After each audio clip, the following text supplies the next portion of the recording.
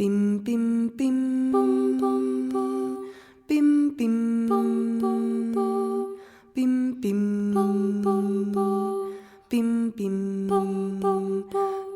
Vendredi 14 janvier 2022, la librairie Ombre Blanche recevait Thierry Discepolo, directeur de la revue et des éditions Agone, autour de la publication de son ouvrage Pierre Bourdieu, Intervention 1961-2001 chez Agone, deuxième édition revue, complétée et actualisée, texte choisi et présenté par Thierry Discepolo et Franck Poupeau. La rencontre était animée par Éric Darras. Mi respiración como entra prisa le tibio y no puedo callar la razón. Bienvenue à vous toutes et tous pour donc cette discussion qu'on souhaite la plus libre et la plus informelle possible autour de Pierre Bourdieu et notamment de ses interventions politiques. Donc un livre réédité par Thierry Discepolo. C'est toujours un grand plaisir que de pouvoir discuter avec Thierry Discepolo, donc qui est l'éditeur de Chomsky, de Howard Zinn, de Noiriel, de Bouvresse, parmi bien d'autres. Donc fondateur, directeur des formidables éditions Agone, qui sont basées à Marseille, comme chacun sait. Très très belle réussite dans le monde de l'édition. On pourra peut-être en parler aussi. Mais donc aujourd'hui, on va évoquer surtout ce livre, cette réédition donc, qui pose la question du savant et du politique, des rapports de Bourdieu à l'engagement. Et on sait peu que Bourdieu, en réalité, a toujours été très investi, très engagé dans le combat politique, et ce, bien sûr, depuis ces années algérienne, dans les années, fin des années 50 et tout début des années 60. Et donc, peut-être, Thierry, pour commencer, on peut te poser la question de savoir comment, finalement, ont été choisis, enfin, ton rôle d'éditeur, comment ont été choisis les textes pour ce livre. Qui concentre certaines, pas toutes, loin s'en faut, mais certaines des interventions politiques de Bourdieu. Merci de cette invitation. Alors j'espère que je vais mériter le portrait qui a manqué d'humilité qui est fait de moi, d'accord. Donc c'est important de commencer à dire ça. C'est un livre d'éditeur. Et ça, même si Pierre Bourdieu a écrit 80% des textes, 80-90% des textes qui sont dedans, c'est un texte d'éditeur, au sens où il a une histoire qui est inscrite vraiment dans le travail éditorial. Et c'est par là donc qu'on va commencer. On a décidé ça avec Éric parce qu'on parlera ensuite évidemment de la thèse du livre qui est le savant et le politique et le rôle de Bourdieu dans ce binôme-là, d'accord. Mais d'abord ce livre-là. Donc d'abord ce livre a 20 ans. Donc il a 20 ans maintenant, voilà. La première édition est parue il y a 20 ans à quelques semaines près. C'est-à-dire, au jour d'aujourd'hui, à 10 jours près de la mort de Pierre Bourdieu. Donc ce livre a été conçu pendant les 6 derniers mois de Pierre Bourdieu. Voilà, les 6 derniers mois de sa vie. Le fait est que l'ensemble des textes qui ont été proposés, et qu'il a choisi, refusé, accepté, ajouté, proposé, mais que l'ensemble du travail qui a été fait donc, par Franck Poupeau et moi-même. J'allais dire Franck Poupeau à l'époque qui était un jeune chercheur, donc ça veut dire probablement que j'étais un jeune éditeur moi aussi. Franck Poupeau était inscrit en thèse. C'était le dernier jeune étudiant de Pierre Bourdieu, formation de philo, puis sociologue, donc vraiment l'espèce de calque de Pierre Bourdieu. lui-même très engagé en politique, militant antifasciste, qui a accompagné Bourdieu sur à peu près toutes les interventions publiques directes qu'il a faites à l'époque, aussi bien dans les amphis que à l'image de couverture du livre à la gare de Lyon, d'accord, avec les syndicats. Il a été produit au moment où il s'est rapproché notamment d'Annick Coupé, que je vais retrouver d'ailleurs la semaine prochaine dans une émission chez Daniel Mermet à la base si j'y suis. Voilà, donc tout cet univers-là, Franck Poupeau était là-dedans. Alors maintenant, c'est un sociologue reconnu qui vit, et ça sera une des raisons pour lesquelles on ne se croisera jamais, puisque je vis plutôt entre Marseille et Toulouse, et lui, il vit entre plutôt Paris et La Paz, donc c'est pas sur la même latitude, quoi. Voilà. Donc ce livre commence par un projet qui le précède, qui est un certain nombre de textes que Franck Poupeau choisit. Il était déjà en Amérique latine à l'époque pour une édition latino-américaine des interventions de Pierre Bourdieu. Une version qui fait à peu près le quart de ce livre, mais qui est la base à partir de laquelle on va travailler. C'est-à-dire sortir non pas tant les textes d'intervention politique directe que les textes qui, à l'intérieur de l'œuvre, mettent clairement à jour la manière dont Bourdieu concevait à la fois la sociologie et à la fois l'intervention publique. Donc dedans, c'est une kyrielle de textes.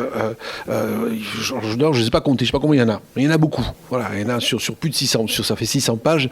Il y en a beaucoup. Ils sont de tailles extrêmement diverses. Le choix n'a pas du tout été la taille. Ça va de 1 à 2 pages jusqu'à parfois même plus de 20 pages. Il y a des textes longs, des textes qui ont déjà été édités, certains qui ne sont jamais parus.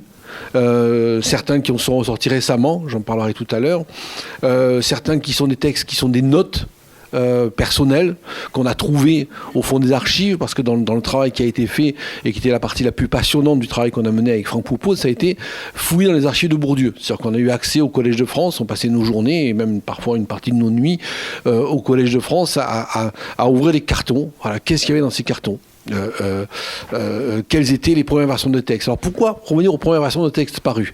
Alors ça, c'est aussi la cuisine éditoriale, parce qu'en fait vous n'avez pas le droit de publier un texte paru. En revanche, vous avez le droit de publier l'avant-dernière version avant parution, c'est-à-dire celle qui était dans les papiers. Donc dedans, vous avez des textes qui sont des textes pas complètement les versions finies. Alors parfois, vous avez le droit, d'accord, quand c'est des textes qui sont oubliés, quand c'est des textes négligés, et quand surtout vous avez l'appui, comme on l'avait, des héritiers ensuite. Parce que d'ailleurs, il y a eu 2 moments évidemment dans ce livre, le moment où Pierre Bourdieu était vivant, où tout était facile, le moment où Pierre Bourdieu était mort, où tout est devenu difficile. C'est-à-dire que quand un auteur avec qui on travaille disparaît, il faut négocier avec ses ayants droit. Et dans le cas de Pierre Bourdieu, c'est pas les ayants droit qui posent le plus de problèmes, c'est les proches. Les proches, ceux qui sont tous ces enfants spirituels et qui s'érigent les uns et les autres en héritiers beaucoup plus légitimes que les enfants naturels. Voilà, c'est des choses dont on reviendra à propos de l'héritage de Pierre Bourdieu 20 ans après. Donc le travail était vraiment un travail de composition, d'articulation. Et ce qu'on découvre assez vite, et ce qui va nous rendre le recueil possible, c'est qu'il y a une sorte de convergence thématique assez claire. C'est-à-dire que l'ouvrage est composé de textes qui sont, on va dire, chronologico-thématiques. C'est-à-dire qu'on va voir que par période, il est coupé par période, qui font, alors elles sont irrégulières, 2 ans, 5 ans, 3 ans, 4 ans. Ces périodes se succèdent et on voit qu'à chaque période, Bourdieu travaillait sur un thème plutôt qu'un autre. Donc alors des fois ça se recoupe un petit peu, mais on a découpé ça et on se rend compte, voilà, en Algérie, c'est évidemment la question de la domination, c'est la question, ça résulte de ces enquêtes sur le prolétaire algérien. Puis ensuite, quand il revient en France, ça va être tout de suite l'éducation, puis après ça va être la culture, puis après évidemment tous les grands thèmes qu'on connaît, voilà. Tout se succède, les médias à la fin qui l'ont mis devant de la scène, évidemment la lutte contre le néolibéralisme et ses conséquences sur les politiques d'État et notamment le recul de l'État social au profit de l'État pénal. Voilà. On voit aussi la succession de collaborateurs, donc on a une sorte de portrait. Et ce portrait qui fait donc 40 ans, donc 1961-2001, on va dire, permet de voir permet de lire non seulement des textes qui sont inédits, mais aussi de voir une forme de continuité. Alors c'est une thèse qui n'est, on en parlera tout à l'heure, qui n'est pas vraiment partagée. Il faut bien avouer que dans les débats avec ce qu'on peut appeler le club bourdieusien, comment on l'appelle, le cénacle bourdieusien, ouais. Aujourd'hui, Bourdieu, c'est plus la propriété de personne. Il appartient à tout le monde. Bon, je crois que c'est une des choses qui a vraiment beaucoup changé. C'est qu'il y a une reconnaissance internationale et interdisciplinaire, en plus, de Bourdieu, qui fait qu'il est passé dans le patrimoine, vraiment, des sciences sociales, quoi. C'est difficile de prétendre aujourd'hui, je pense, s'approprier Bourdieu. Alors, du point de vue des idées, oui. Mais alors, du point de vue des textes, non. Il faut bien avouer qu'en revanche, il faut quand même signer des droits, toujours. Voilà. Alors, au moins 2 textes pour arrêter de parler de la cuisine de ce livre, mais qui sont pour moi les plus étonnants, d'accord. C'est un texte qu'on découvre au fin fond des archives, qui sont des notes qu'il a prises en 1981, au moment où alors est-ce qu'on peut le dire comme ça? Oui, j'ai envie de le dire comme ça, au moment où en fait Bourdieu passe du stade du sociologue qui a une reconnaissance académique déjà internationale importante, du directeur de labo, de l'auteur, du directeur de collection, du passeur extrêmement important d'œuvres majeures dans les sciences sociales, avec des choix qui sont importants. Quand il dirige chez Minuit la collection Sens commun, il installe un corpus d'œuvres qui va prendre une place extrêmement importante, d'accord, dans le champ des sciences sociales. Il n'est pas encore rentré au Collège de France. Il rentre quand au Collège de France, je ne m'en rappelle plus. 82. Donc, 82. Il n'est pas encore rentré au Collège de France en 81. Et c'est important, c'est un détail. Sartre est mort. Voilà. C'est pas du tout anodin dans la signification. Et en fait, il reste plus qu'une seule figure vivante de cette ampleur, c'est Foucault. Et ils vont se retrouver avec Foucault à s'engager auprès des syndicalistes, notamment de la CFDT, pour une sorte de soutien, un appel à soutien du syndicat Solidarité en Pologne, qui subit l'État, la répression de l'État polonais. Et ils se retrouvent avec Foucault dans des interventions publiques. En vérité, on se rend compte que ce sont les premières. Et c'est une sorte de novice. En 80, en fait, Bourdieu est un tout jeune homme. C'est un petit jeune qui va se retrouver à devoir négocier qu'est-ce que ça veut dire qu'intervenir dans l'espace public, médiatique notamment, au travers de gens qui, eux, en revanche, sont beaucoup plus, on va dire, habitués que lui. Alors évidemment, il y a Foucault, d'accord, ce qui est un allié compliqué. D'abord, il est au Collège de France, c'est une référence importante, c'est un intellectuel de premier plan, c'est un intellectuel qui respecte, avec lequel il travaille non pas directement, mais avec les tests, avec les livres desquels il travaille. Et puis autour, il y a tous les Julliard, il y a les Montmer, et qu'est-ce qu'il découvre? Il découvre la cuisine derrière l'appropriation de la parole publique, les roublardises, qui on met en avant, comment on compose une intervention de la presse, voilà. Et ce texte-là, qui est tout à fait étonnant, c'est un texte qui est brutal. C'est un texte, on va dire, que Bourdieu ne relit pas, en fait. C'est un texte qu'on trouve au fond des archives, qui sont ses notes. Il a 3 réunions, et à la fin de chaque réunion, il prend des notes. Et donc, vous avez directement qu'est-ce que ressent un intellectuel de sa première expérience de la cuisine, de la cuisine politique. Alors, les choses vont changer, c'est-à-dire qu'assez vite, il va se retrouver, comme vous savez, proche du gouvernement Mitterrand. Il va sortir déçu, et à la suite de cette énorme déception, ça va être la naissance du projet de la misère du monde. Il va passer intégral. Il va décider que le changement social ne se fait pas par en haut, mais il se fait par en bas, voilà, etc. Voilà. Donc, vous avez toute cette question-là. Après, il y a un autre petit texte, et que je ne peux pas ne pas en parler ici, qui est un texte qui lui aussi est inédit, qui n'était pas dans l'édition il y a 20 ans et qui est arrivé maintenant, que je découvre. Alors, je pense qu'il y en a comme ça quelques dizaines, mais celui-ci est un peu plus émouvant que les autres. C'est pas un texte majeur, il fait 3 pages. Seulement, c'est la date du texte qui est importante. Quand on me le transmet, c'est-à-dire, je suis en train de dîner chez des amis, on me transmet un texte. Et on me dit que tu as publié des interventions de Pierre Bourdieu, et tu connais ce texte-là? Je dis non. C'est un texte en soutien d'un mouvement social des sages-femmes. Voilà. Sauf que ce texte, il est écrit en décembre. C'est-à-dire 5 semaines avant la mort de Bourdieu. Et ce texte commence par « Si des circonstances exceptionnelles ne m'avaient pas empêché d'être avec vous aujourd'hui ». Sauf que quand on lit ce texte aujourd'hui, les circonstances, on les connaît. En fait, il est dans un hôpital. Donc ça veut dire qu'en décembre, quelques semaines avant de mourir, Bourdieu a pris le temps d'écrire des sages-femmes, un texte qui a été lu lors de cette intervention, pour leur expliquer à quel point leur lutte était légitime en termes de lutte contre la domination et pour la valorisation de leur métier dominé. Voilà, j'arrête pour la cuisine. Merci Thierry.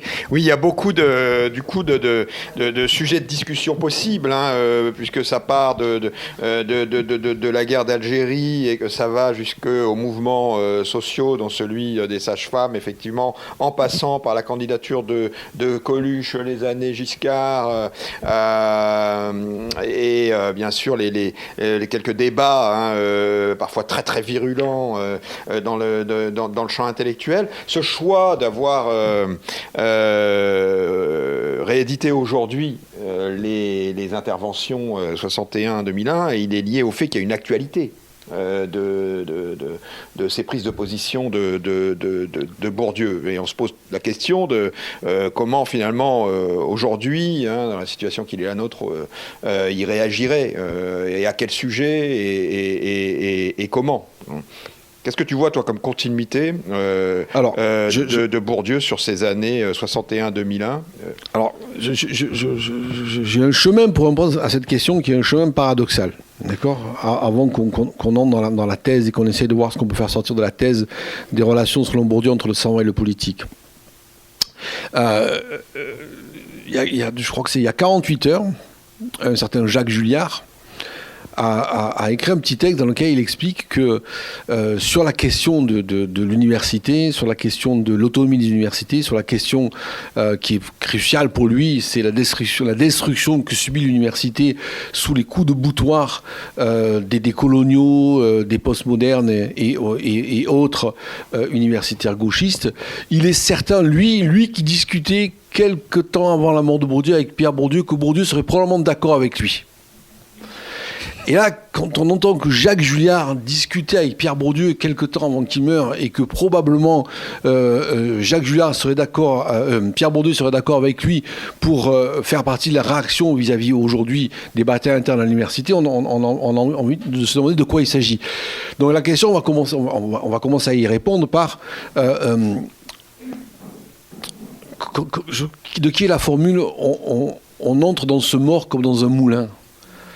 Bourdieu fait partie de ces morts comme on rentre comme dans un moulin, puisque pour que Jacques Julliard puisse rentrer dans le cadavre de Bourdieu, je pense que tout le monde après lui peut y rentrer. La question qu'on doit se poser aujourd'hui, plutôt, c'est qui reste-t-il ? Et c'est peut-être un article qu'on a en programme avec Franck Poupeau. C'est 20 ans après la mort de Bourdieu, qu'est-ce qui reste comme intellectuel ? Et non seulement, non pas tant comme intellectuel, comme figure publique, mais comme intellectuel producteur de connaissances. C'est-à-dire que la particularité de Pierre Bourdieu, ce n'est pas tant qu'il a fini par devenir une figure publique, notamment après 1995 et son intervention à la gare de Lyon auprès des grévistes dans la bataille contre le projet de réforme de Juppé. Non, c'est quelqu'un qui n'était pas seulement, on va dire, un bavard devant micro. C'est quelqu'un qui dirigeait des recherches, quelqu'un qui produisait une connaissance, et une connaissance dont il avait l'abominable prétention de penser qu'elle pouvait être non seulement utile, mais utile aux gens qui la recevaient, utile pour eux-mêmes, pour supporter le monde dans lequel ils vivaient, mais peut-être même pour le changer. Donc c'est ça la question. Alors la raison pour laquelle on pue aujourd'hui 20 ans après, c'est que c'est l'anniversaire des 20 ans de sa mort. Voilà.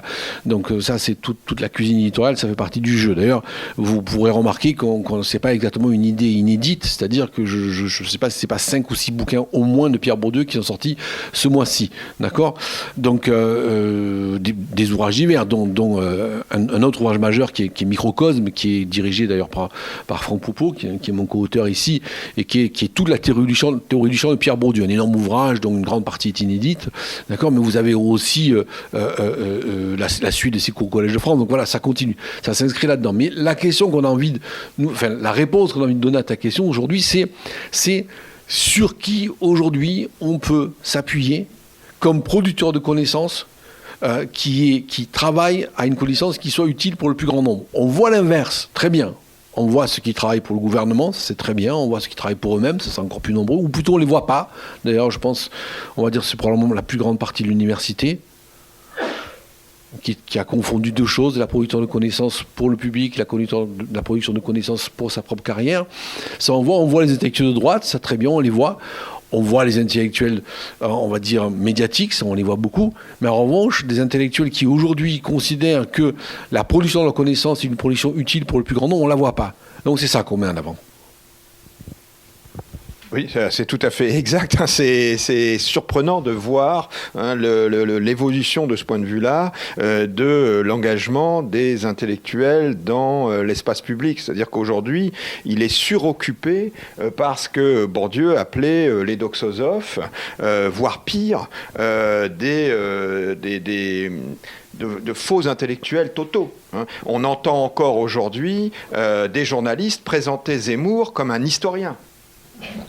C'est effrayant, c'est effarant. Ce genre de choses n'était sans doute pas possible il y a 20 ans. C'est pas seulement qu'il y a eu un décentrement invraisemblable du champ politique tout entier vers la droite et même vers l'extrême droite. Tout ça a été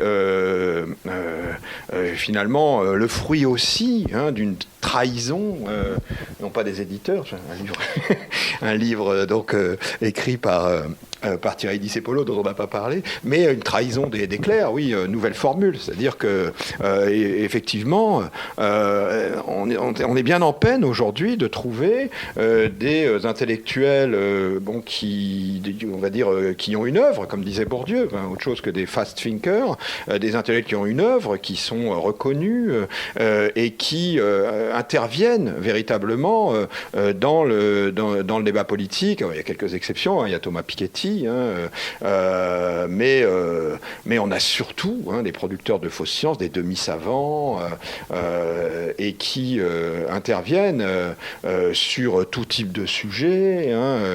C'est aussi une des volontés très fortes de Bourdieu, dans la continuité bien sûr de Michel Foucault, de n'intervenir que sur des sujets spécifiques sur lesquels il était compétent. Bourdieu voulait faire advenir un intellectuel collectif, mais un intellectuel spécifique. Il voulait, il avait cette ambition dans ses engagements de n'intervenir que sur les sujets sur lesquels il avait lui-même travaillé. Bon voilà, aujourd'hui, on est dans une situation qui, de ce point de vue-là, est tout à fait différente et quelque part, il nous manque, quoi. Il nous manque énormément. Oui, tout à fait. Alors, pour rebondir sur cette espèce de première typologie que tu fais du rapport entre les intellectuels comme producteurs de connaissances et leur place publique, c'est vrai, Piketty, éventuellement tout à l'heure. Mais ça, tu m'aideras un petit peu. Parlons plutôt des anciens. C'est-à-dire que quand Bourdieu arrive sur le marché, pour parler vulgairement, donc Foucault est encore là. Foucault meurt quelques années après. Le recueil, d'ailleurs, a plusieurs textes sur Foucault. On voit combien, à l'époque, Foucault n'était pas seulement une référence importante, n'était pas seulement un voisin, puisqu'il voisinait au Collège de France, mais était aussi un type d'intellectuel dans l'espace public. Voilà. Donc, Éric a parlé de spécifique, oui, c'est-à-dire il appelait ça l'intellectuel spécifique, et tous deux se posaient donc en un certain sens à la figure de ce qu'on appelait l'intellectuel total, c'est-à-dire Sartre qui a dominé. Je crois que j'ai envie de dire pas seulement les moins de 20 ans, mais même peut-être les moins de 50 ans, je ne suis même pas sûr qu'ils pas imaginer ce que ça veut dire aujourd'hui, l'influence qu'avait Sartre jusque dans les années 70. Je ne suis pas sûr que ce soit imaginable, quoi. C'est une chose qui a totalement disparu des consciences. C'est-à-dire, c'est là où on prend la mesure d'à quel point, en un demi-siècle, le monde a changé, ou il a pu changer en un demi-siècle de ce point de vue-là que les 2 siècles qui ont précédé. Quand Bourdieu arrive sur le grosso modo, alors même pas dans l'espace, si, encore que dès 58-59, les premières interventions de Bourdieu sont à la fois un petit livre qui s'appelle Sociologie de l'Algérie, 58. Ça va être plusieurs textes, et les textes paraissent pas n'importe où. Ils paraissent dans la revue Esprit, et ils paraissent dans les temps modernes, c'est-à-dire ils apparaissent chez Sartre. Pendant 2-3 ans, Bourdieu va faire paraître un certain nombre de textes qui sont ses premiers textes d'intervention dans un contexte qui est évidemment le contexte terrible par excellence qui est la guerre d'Algérie, et ses premières positions sont clairement des positions en faveur de l'indépendance, en faveur de l'autonomie algérienne. Soit dit en passant, d'ailleurs, j'espère pouvoir venir ici dans 2 mois avec le prochain livre sur lequel on travaille, qui est consacré à Bourdieu et Sayad en Algérie. C'est-à-dire, c'est vraiment là. Je serai celui qui interroge, je ne serai pas celui qui parle, avec un jeune chercheur qui s'appelle Amine Pérez, qui a fait une thèse sur le sujet et dont on publie l'ouvrage, qui s'appelle Combattre en sociologue, voilà, d'où on voit vraiment le Bourdieu de l'époque, à côté du Sayad de l'époque, et la place à la fois de leur binôme, voilà. Donc, mais pour revenir à mon propos, Sartre est un allié. C'est même l'allié le plus puissant, mais c'est aussi un repoussoir. C'est-à-dire que quand Bourdieu, avec Sayad, interviennent dans leurs espaces pour soutenir évidemment l'indépendance algérienne, ils ne veulent pas le faire à la manière de Sartre. Et ça, c'est très important. C'est-à-dire qu'ils ne veulent pas le faire, absolument pas le faire, à la manière de quelqu'un qui ne connaît pas le terrain. Le reproche qui est fait dès les années 50 et 60 par quelqu'un comme Bourdieu à quelqu'un comme Sartre, à cette figure-là, c'est d'intervenir sur des positions qui sont des positions purement idéologiques. Et même qu'il va considérer, en un certain sens, inconséquentes. C'est-à-dire que la première critique qu'il fait à la figure de l'intellectuel total qu'est Sartre, c'est « vous n'intervenez pas en connaissance du terrain ». Et avec Sayad, ils vous ont mené une série d'enquêtes pendant 2 ans en pleine guerre d'Algérie, et ils disent les fantasmes que vous projetez sur le petit peuple algérien, sur le sous-prolétariat algérien, sont des fantasmes qui sont en vérité les soutiens de la prise de pouvoir par une classe intermédiaire algérienne, nationaliste, qui va laisser les choses en l'état, c'est-à-dire les choses en l'état pour le petit paysan, pour le prolétaire. Donc vous voyez la position, déjà dès les années 50, elle est compliquée. Elle est, oui, engagement politique, oui, pour une position radicale et non pas une position intermédiaire à la Camus et autres, c'est-à-dire à essayer de faire en sorte qu'on ne casse pas des œufs alors que déjà un massacre est en cours, ni évidemment les positions de droite, mais pas non plus les positions d'extrême gauche. Et dès après cette espèce d'avancée qui va être d'ailleurs assez décevante, Bourdieu va immédiatement se replier, et va se replier sur quoi ? Sur la recherche, sur la composition d'une équipe, c'est-à-dire sur la fabrication d'une revue, qui sont les actes de la recherche en sciences sociales, puis d'une collection, d'accord ? Et il va attendre son temps. Et son temps, ça veut dire la disparition de la figure du compagnon de route du PC, ce que Bourdieu ne sera jamais, et dès qu'il entre sur le marché, en fait, il a plusieurs opposants. Toujours, c'est quelqu'un qui va toujours se retrouver dans des positions qui sont des positions relativement minoritaires. C'est-à-dire que, évidemment, au moment de 80, comme je disais, il a rien de moins que la CFDT et le gouvernement en face, mais le PC aussi. Mais ensuite, il va se retrouver avec une position qui est toujours la même. C'est-à-dire que, quelles que soient les interventions, les intellectuels qui vont intervenir en public, il va se retrouver à leur rappeler qu'on ne peut pas parler d'un point de vue qui est une simple position idéologique. On ne peut intervenir que du point de vue d'une enquête. Donc, avant d'intervenir sur le néolibéralisme et les dégâts du néolibéralisme, en fait, il fait l'enquête qui est l'enquête qui a donné lieu à la misère du monde. Et c'est là-dessus qu'il s'appuie. Quel est le type de souffrance concrète que les différents corps sociaux vers lesquels il a envoyé ou il allait lui-même faire des enquêtes ressent. Et donc aujourd'hui, on renvoie, c'est qui aujourd'hui fait ce travail-là? Oui, bon, Piketty. Alors pour moi, la position compliquée de Piketty, c'est qu'il est à la fois, évidemment, face à un pouvoir de droite, d'extrême droite, en opposition, mais en revanche, il est un petit peu trop proche, évidemment, du pouvoir social-démocrate, qui est quand même celui qui dirige vraiment le pays. Donc la position de Piketty, c'est une position, pour moi, extrêmement paradoxale. C'est-à-dire que ça reste un intellectuel d'État, ce que n'a jamais été Bourdieu. Oui, alors c'est effectivement très compliqué de comprendre la position de Bourdieu. C'est pas une question de curseur entre l'engagement et la distanciation, entre le savant et le politique, ou le politique et le savant, c'est l'engagement et la distanciation. C'est effectivement, comme tu l'expliques très bien, hein, cette volonté de dévoiler, hein, de défataliser, hein, de rompre avec le sens commun, d'offrir aux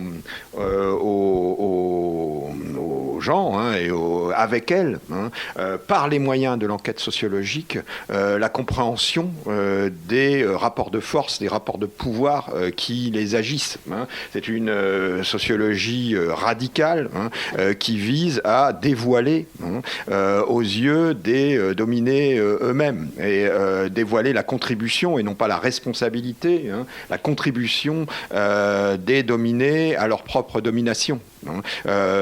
Donc on est dans une posture très particulière, hein, vraiment une sociologie qui s'assume complètement comme science, hein, et en même temps comme acte politique qui dévoile. Donc évidemment c'est une position très loin de la position mi-chèvre, mi-chou, social-démocrate, etc. Mais en même temps Bourdieu était toujours en lutte contre l'intellectuel prophétique, hein, celui qui prétendait subvertir la jeunesse, hein, et il a refusé évidemment beaucoup de sollicitations, énormément, mais pas toutes, hein, et il pouvait être pragmatique. Au nom aussi, hein, de l'importance qu'il peut y avoir à faire changer les choses, à les faire évoluer. Et notamment, hein, il est intervenu à la demande de Mitterrand pour ce fameux rapport, hein, pédagogique, hein, le rapport du Collège de France, le rapport Bourdieu-Gros, pour essayer, hein, de faire évoluer l'éducation nationale, les programmes. C'est un exemple parmi des tas d'autres, mais il ne refusait pas non plus les discussions avec les politiques les plus influents, et Mitterrand lui-même. Et pour vous donner une anecdote peu connue, hein, c'est au travers d'une discussion avec Mitterrand, hein, que Bourdieu suggère l'idée d'une télévision franco-allemande culturelle, une télévision culturelle franco-allemande. Et voilà, c'est devenu, bien des années plus tard, Arte. Donc une idée, hein, qui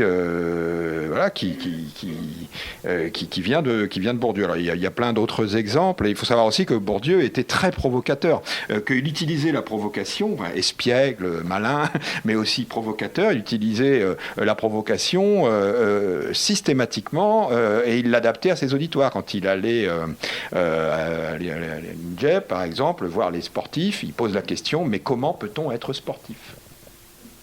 Quand il s'adresse à des artistes, il pose la question: mais qui a créé? Le créateur incréé, etc. Toujours, il avait ce sens de la provocation, mais constructive, quoi. Toujours constructive.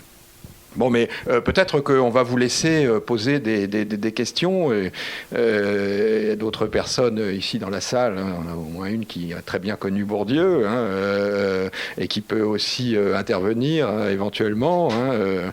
Est-ce que vous avez des questions, des remarques? Oui, monsieur. Est-ce que cette analyse-là est toujours pertinente? Oui. Alors... juste oui, c'est un des points au programme, en effet.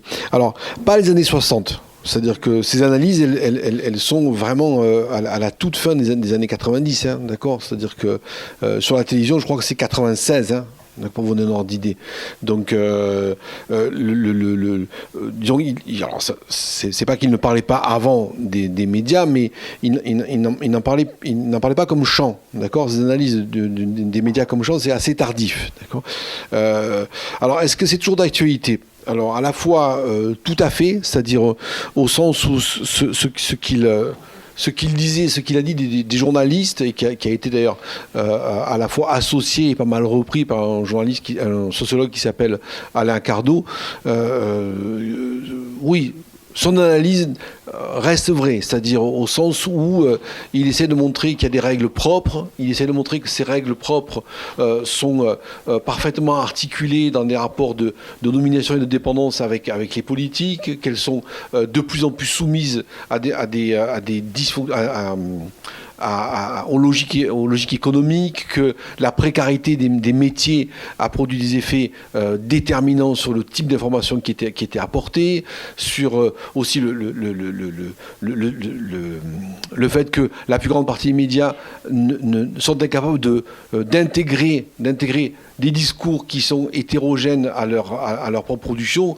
Voilà, tout ça continue à fonctionner. Ce qui a changé énormément aujourd'hui, vous imaginez bien, c'est la diversité des médiums. C'est-à-dire que les choses qui ont changé, c'est que les médias qu'a connu Bourdieu ont vraiment énormément évolué. La place, par exemple, d'Internet aujourd'hui, des réseaux sociaux, c'est une chose qui modifie considérablement la donne, quoi. Voilà, le nombre d'acteurs qui sont des acteurs qui sont plus tous salariés est devenu colossal. Donc tout ça a changé énormément les choses. Mais en revanche, ce qu'on peut regarder encore aujourd'hui sur Bourdieu et les médias, c'est comment son œuvre a été reçue par une grande partie des médias. C'est-à-dire que je ne sais pas si les uns et les autres se souviennent de la réception dans les médias, notamment ceux qu'il avait critiqués, de sa mort. C'est-à-dire que c'est un travail qu'on a fait, qu'on n'a pas utilisé depuis. C'est vraiment dommage, mais c'était tellement désespérant qu'on a arrêté. C'est-à-dire que, vous savez, normalement, la règle, c'est quand quelqu'un meurt, vous voulez, il est immédiatement loué. Aurait été-il un salaud que tout lui est pardonné? Je veux dire, il faut voir dans la presse la réception de la mort de Bourdieu. C'est-à-dire que c'était vraiment assez terrifiant de la part de... Et c'est comme s'il y avait chez les journalistes dominants une forme de revanche à prendre. C'est-à-dire qu'on n'excuse pas le dévoilement. J'ai presque envie de dire c'est une sorte d'hommage du vice à la vertu. C'est-à-dire que si à un moment on peut être sûr que la preuve a été faite, que l'analyse par Bourdieu du fonctionnement des médias de son temps était juste, c'est la manière dont il a été traité par ceux dont il a dévoilé la mécanique. Pour ajouter juste tout ce que tu as dit, il y a quand même aussi cette idée selon laquelle les médias commerciaux sont les chevaux de Troie du marché. Qui est très importante et qui a pris une actualité, alors vraiment avec les réseaux sociaux électroniques, avec Internet, tout à fait évidente. C'est-à-dire que cette idée selon laquelle, via une dépendance aux logiques d'audience, à la maximisation des audiences utiles aux annonceurs, les journalistes, en toute bonne foi et en toute méconnaissance, vont inviter ceux qui servent les intérêts du marché. Ensuite, ils le disaient déjà, sous dépendance, bien sûr, capitalistique de leurs propriétaires. Alors là, c'est pareil. Aujourd'hui, les milliardaires ont pris un pouvoir qu'ils n'avaient pas dans les années 90 dans les médias, pour aussi peser sur le débat politique, la décision politique, et les fonctions politiques. Donc les médias sont les chevaux de Troie de la classe dirigeante et du marché. L'explication qu'il donnait, c'était avec les intellectuels, parlant méchamment de BHL, comme le BHV de la philosophie. Il disait que c'était indigne d'un sociologue de parler de BHL, mais que BHL, du fait, s'était imposé comme un intellectuel sans œuvre. Dire que BHL est un philosophe, c'est ridicule, à l'époque, pour un professeur de philosophie. Sa reconnaissance ne venait que des médias.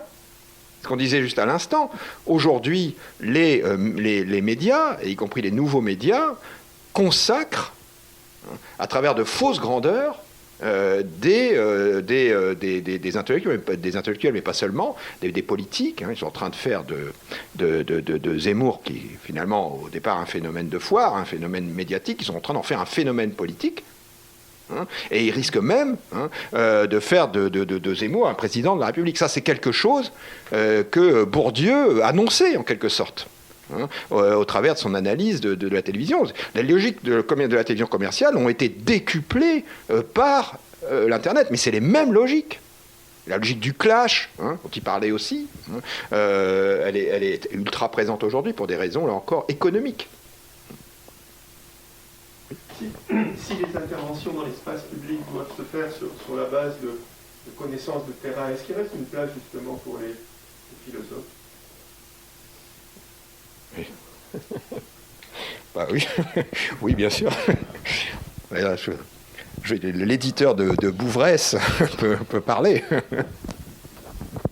Bouvresse qui n'intervenait pas beaucoup dans l'espace public.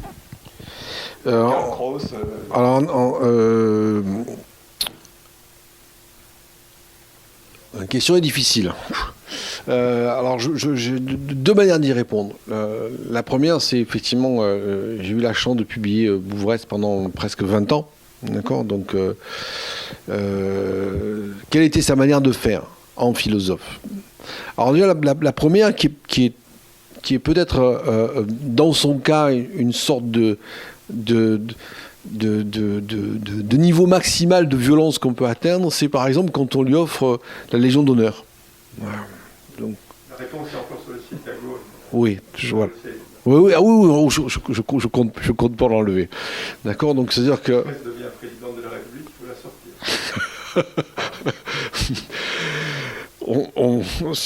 On verra, les catastrophes, chaque chose son temps. Voilà. Donc effectivement, c'est Pécresse qui a proposé la Légion d'honneur à Jacques Bouvresse, et à ce moment-là, on a quelqu'un qui prend la mesure, non seulement pour des raisons tout à fait personnelles, pourquoi lui la refuse, mais qu'est-ce que ça veut dire de la refuser et quelle est sa manière de la refuser. C'est-à-dire c'est pas en l'occurrence en philosophe qu'il intervient, mais c'est en figure publique. C'est-à-dire qu'une figure publique, et c'est un camouflet absolument terrifiant. D'accord ? C'est-à-dire que le refus n'est pas seulement un refus, c'est un refus argumenté. Déjà, c'est la première chose. C'est une manière de faire. C'est-à-dire que si tous les philosophes avaient cette manière de refuser les honneurs quand il est juge indigne d'eux, et la Légion d'honneur doit en faire partie aujourd'hui, ça c'est une réponse. La deuxième, pour rester dans le cadre de Bouvresse, ça a été à sa manière extrêmement discrète, mais toujours extrêmement précise, de rappeler que, contrairement à ce qui est extrêmement facilement raconté, notamment dans les médias de masse, un certain nombre de figures ont des passés politiques. Voilà. Alors, c'est toujours mineur, mais c'est pas négligeable. Par exemple, prenons Spengler, Oswald Spengler, qui est quelqu'un qui régulièrement ressort. Il a encore ressorti récemment, c'est-à-dire que intellectuel qui a été une intellectualité extrêmement importante au début du XXe siècle, mais dont la réalité de l'arrière-plan idéologique est une sorte de lit fascisant. Donc, quelqu'un comme Bouvresse, en revenant sur le travail d'analyse de qui était Spengler, comment à l'époque il était reçu, quelles étaient les analyses qui ont été faites de lui lui, évidemment, par ses auteurs préférés, dont évidemment Krauss, quelle était sa fonction, voilà. Après, la dernière manière dont on va dire qu'on a envie qu'un philosophe intervienne, c'est par exemple souvent en disant juste non. C'est-à-dire que non, je ne vais pas intervenir sur le dernier fait d'actualité. Non, je ne vais pas intervenir sur le dernier scandale. Non, voilà. On peut dire aussi que si Bourdieu n'a pas fait le choix de la philosophie, il était aussi dans la continuité de bien d'autres qui l'ont précédé, les Lévi-Strauss, les Brodel, tous ceux qui ont fait le choix de la science sociale, et souvent contre la philosophie. Il avait un immense respect, était un très grand lecteur des philosophes, et bien sûr, il le disait, il l'écrivait, il devait beaucoup à ses discussions avec ses deux grands amis, qui étaient Derrida et Bouvresse. Par ailleurs, effectivement, un des rôles, parce qu'il y en a plusieurs, des rôles du philosophe qui, lui, de toute façon, est dans le normatif, ça peut être effectivement de déminer les mots, de mieux formuler les problèmes, d'aider le débat public à mieux formuler, à repenser les questions, à les penser autrement, de manière plus lucide, plus rationnelle. Et c'est ce que faisait Bouvresse quand même régulièrement. Les interventions il y a beaucoup d'interventions de Bourdieu avec Derrida. Oui,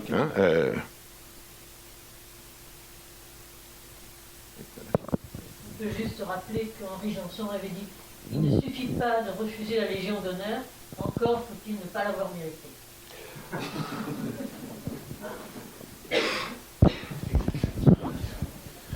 C'est attribué à Henri aussi. On est attribué aussi à Henri Janson. Cela dit, c'est très injuste, je vous signale, parce qu'on n'est quand même pas responsable de la décision des politiques et de ce qui nous sonne, dont nous honore. Mais bon, peu importe. Comment expliquez-vous que longtemps, Bourdieu a été exclu des facultés de sociologie? Je ne sais pas si c'est toujours le cas aujourd'hui, mais pendant très longtemps, on parlait de Touraine, mais surtout pas de... Oui. Oui, c'est très amusant. C'est très amusant. C'était tragicomique. Même moi, je suis arrivé évidemment un peu sur le tard au CSE, dans les années 90, en même temps que Franck. Mais dans les années 90, c'était encore 90, un auteur subversif. Un auteur considéré comme diabolique dans les facs de sociologie. À part à Lyon et encore. Et encore, c'est surtout via la science politique, en France, et c'est très paradoxal, via une revue comme Politics, revue créée en 1986, que véritablement va s'amorcer la reconnaissance universitaire en France de Pierre Bourdieu, qui était bien reconnu bien avant, bien sûr, partout dans le monde, aux États-Unis, en Allemagne, en Angleterre, etc. Mais en France, ça a été extrêmement tardif. Par contre, ça a été très rapide. Mais ça a été très tardif, très tardif. Et même quand je suis arrivé ici à Toulouse en 1999, j'avais pas grand monde avec qui discuter. Jean-Paul Clément, qui est là, présent, un disciple de Bourdieu, de la première heure, mais il y avait très peu de monde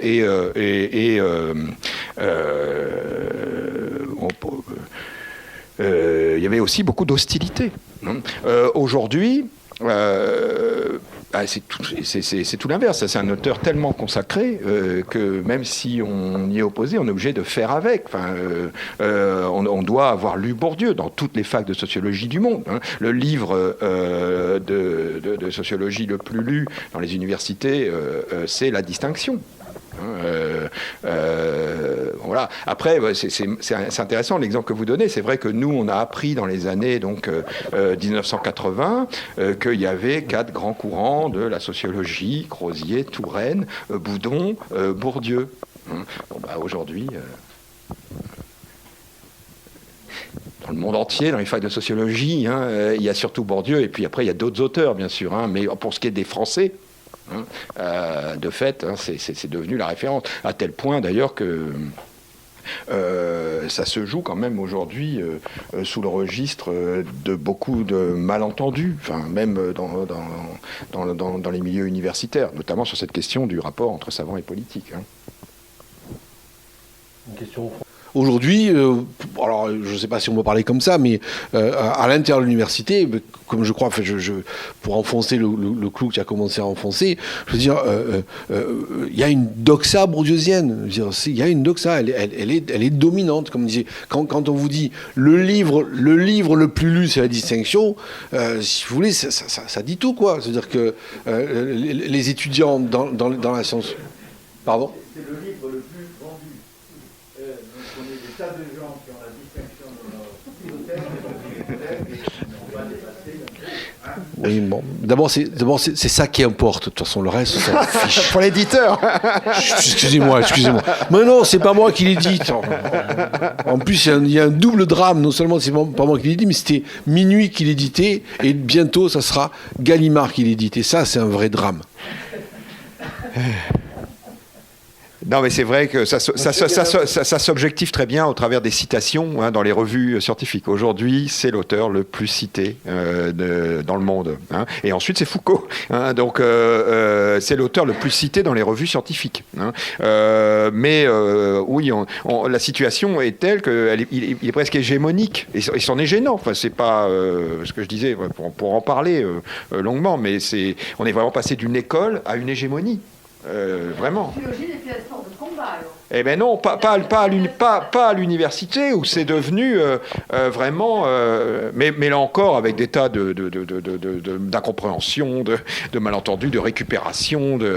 Et notamment, si Bourdieu a fait école au sens intellectuel du terme et pas au sens académique comme monsieur précisait du terme, bien que ça finit par se faire quand même, d'accord.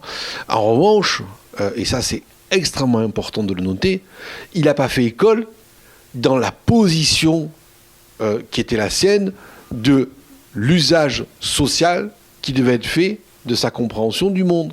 C'est-à-dire qu'en revanche, je vous garantis que derrière, s'il a reproduit quelque chose, c'est un corps académique. Mais ce corps académique, et d'ailleurs, pour répondre à la question qui a été posée du fond, on saurait si aujourd'hui existait des héritiers de Bourdieu que les médias vont mobiliser pour faire le même travail qu'il a fait. Non, ça ne veut pas dire qu'il ne travaille pas, il travaille. Loin de moi l'idée de dire que ce corps académique ne produit pas de la connaissance, il en produit. Mais en revanche, il n'est absolument pas intéressé que cette connaissance serve à autre chose qu'à sa propre carrière. C'est tout. C'est un corps de reproduction qui a été produit, qui a été créé, et pas du tout un corps de reproduction de la mise à disposition du plus grand nombre de la connaissance. Ce qui est d'ailleurs triplement injuste, et injuste déjà pour moi, de mon point de vue, sur un seul point. C'est-à-dire que l'université est payée par les impôts. C'est-à-dire qu'elle est payée par tout le monde. Donc en fait, leur premier patron et leur premier client, c'est les gens qui les payent. C'est-à-dire rendre à ceux qui ont payé, c'est-à-dire ceux qui ont payé leur salaire, ceux qui ont payé leur travail, le produit de leur connaissance. Ça devrait être une règle numéro 1. Voilà. Merci beaucoup à tout le monde pour cette séance. Merci. Merci beaucoup. Merci.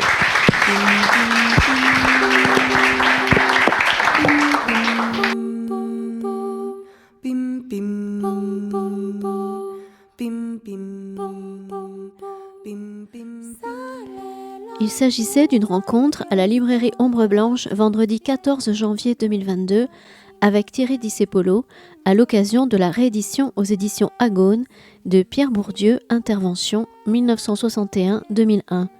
Thierry Discepolo est également l'auteur, entre autres, de La trahison des éditeurs chez Agone en 2011. Réalisation et mise en onde Radio.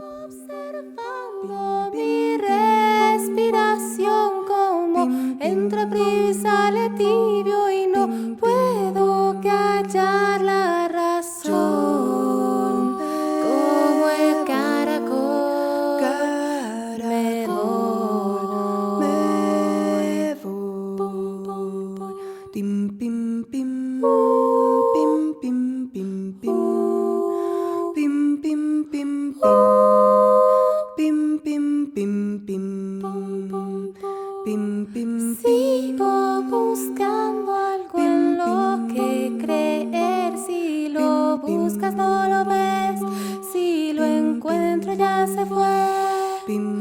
Sigo intentando eso de